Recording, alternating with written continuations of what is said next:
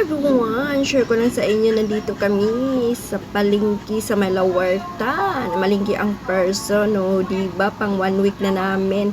Dahil tamad talaga kaming mamalingki araw-araw. Kaya yun, bibili kami ng mga prutas. At saka by the way, ang dami-daming prutas dito.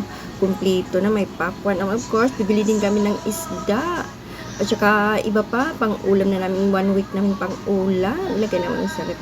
At saka of course, naalala ko din yung mama ko pag tuwing nagpunta ako ng palengke. Kasi shout out pala sa mama ko dyan, sa Leyte, sa Bato.